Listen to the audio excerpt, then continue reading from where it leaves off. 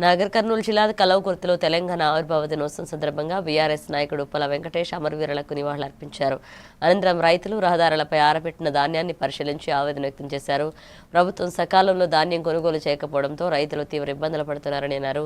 రైతులకు మద్దతు ధర చెల్లించి వెంటనే ధాన్యం కొనుగోలు చేయాలని డిమాండ్ చేశారు. పాడి రైతుల పాల బిల్లులు కూడా సకాలంలో చెల్లించాలంటూ ప్రభుత్వాన్ని కోరారు.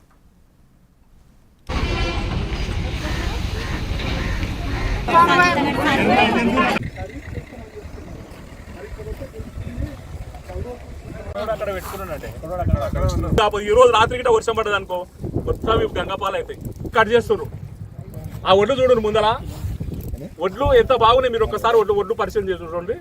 బస్తాకు అంటే క్వింటాల్కు 9 కిలోలు. ఇక రైతు ఎక్కడ యూజ్ చేస్తాము. ఇంకోటి బయట అమ్మితే ఎవరు కొనే పరిస్థితి లేదు. బయట అమ్మితే 1600-1700 కొంటారు మక్కలు. ఇవాళ ఒక ఎరువు బస్తా కూడా వచ్చే పరిస్థితి లేదు. చెప్తున్నా, ఒక రైతుగా చెప్తున్నా, చాలా మంది చాలా ఇబ్బంది పడుతున్నారు. నేను మీడియా కూడా చెప్తున్నా, 10 రోజుల నుంచి శుద్ధి చేద్దాం అనుకున్నా, కానీ చాలా ఇబ్బంది. ఇప్పుడు నా సొంత నాకు అన్ని అంగుల్లోనే నేను ఇబ్బంది పడుతున్నా. ఇవ్వాలి రైతులకు రావాల్సిన పాల బిల్లులు 15 రోజులకు ఒకసారి ఇచ్చేది, 3 నెలలకు 4 నెలలకు దిక్కులేవు. విజయ డైరీని ఈరోజు దాన్ని సరళికిస్తురట, దాన్ని ఏంది విశదీకరిస్తురట, దాన్ని ఇంకా తొక్కేస్తురు అనేది అర్థమవుతుంది. రైతులకు 3 నెలలకు 4 నెలలకు పాలు పోసినోనికి పైసలు ఇవ్వలే.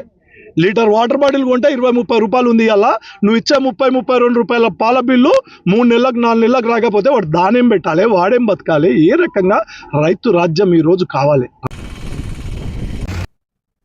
తిరుపతి జిల్లా